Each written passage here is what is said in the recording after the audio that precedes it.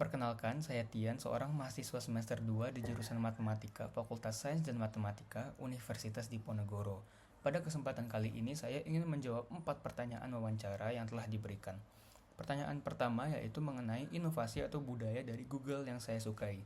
Dari sekian banyak inovasi atau ide serta budaya dari perusahaan Google, saya justru mengagumi budaya kerjanya yang sehat dan berbasis kepercayaan. Saya melihat bagaimana lingkungan yang nyaman, fleksibel, dan suportif justru melahirkan ide-ide dan inovasi-inovasi yang sangat luar biasa. Dan dari situ, saya belajar bahwa inovasi tidak selalu lahir dari tekanan, tetapi juga dari ruang yang memberi kesempatan untuk berkembang. Kemudian, mengapa menjadi GSA atau Google Student Ambassador adalah cara terbaik untuk menyalurkan antusiasme saya di kampus, yaitu karena di sana saya tidak hanya belajar, tetapi juga bisa berkontribusi, berkembang, dan menciptakan dampak nyata bersama komunitas. Kemudian yang kedua yaitu mengenai konsep kegiatan interaktif Touch and Chill. Di sini saya merancang sesi bertemakan Human versus AI dengan memanfaatkan Google Gemini. Peserta nantinya akan dibagi menjadi 3 tim. Tim pertama yaitu tim yang menyelesaikan studi kasus yang diberikan dengan cara mereka sendiri, tanpa bantuan apapun. Kemudian tim yang kedua, tim yang sepenuhnya mengandalkan Gemini, dan tim yang ketiga yaitu tim yang menggabungkan diskusi manusia dengan bantuan Gemini. Nah, setelah itu masing-masing tim akan mempresentasikan hasilnya dan peserta lain dapat berdiskusi serta memberikan voting untuk hasil mana yang lebih baik dan juga efektif. Melalui kegiatan ini, mahasiswa tidak hanya mencoba teknologi, tetapi juga memahami bahwa AI bukan untuk menggantikan manusia, melainkan untuk memperluas cara berpikir dan juga meningkatkan kualitas solusi itu sendiri ketika digunakan secara bersamaan. Saya ingin membuat teknologi ini terasa relevan, reflektif, dan juga aplikatif. Kemudian pertanyaan ketiga yaitu mengenai pengalaman saya dalam memecahkan masalah dengan out of the box. Salah satu keputusan paling tidak biasa yang pernah saya ambil adalah ketika menentukan jurusan kuliah. Sejak kelas 10, saya sering melakukan riset tentang jurusan yang sesuai dengan diri saya, bahkan berdiskusi dengan AI untuk menemukan solusi yang baik.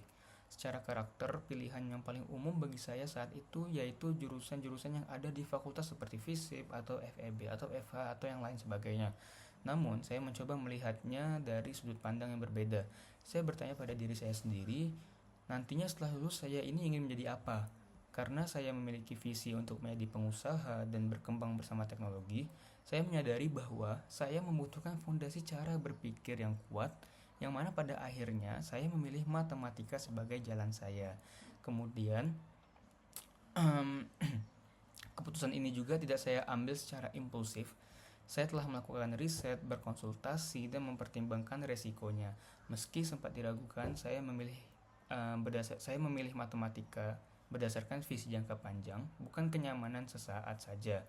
Nah, dari situ saya mempelajari satu hal, yaitu berpikir out of the box bukan tentang memilih sesuatu yang aneh, tetapi berani mengambil keputusan strategis berdasarkan tujuan yang jelas.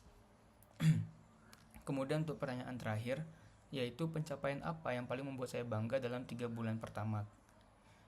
Jika saya terpilih sebagai Google Student Ambassador, saya akan bangga padahal yaitu ketika saya benar-benar bisa memanfaatkan teknologi Google untuk meningkatkan produktivitas kualitas diri saya terlebih dahulu.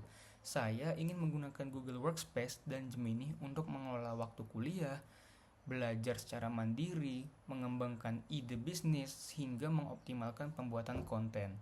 Bagi saya, sebelum mengajak orang lain, saya harus menjadi contoh nyata terlebih dahulu. Dampak yang ingin saya ciptakan itu bukan hanya melalui event atau acara atau kegiatan yang kita selenggarakan, tetapi melalui perubahan yang terlihat dari cara saya bekerja dan juga belajar.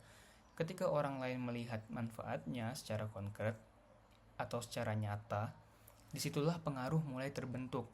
Karena bagi saya, dampak terbesar itu dimulai dari konsistensi pribadi yang kemudian menular ke komunitas.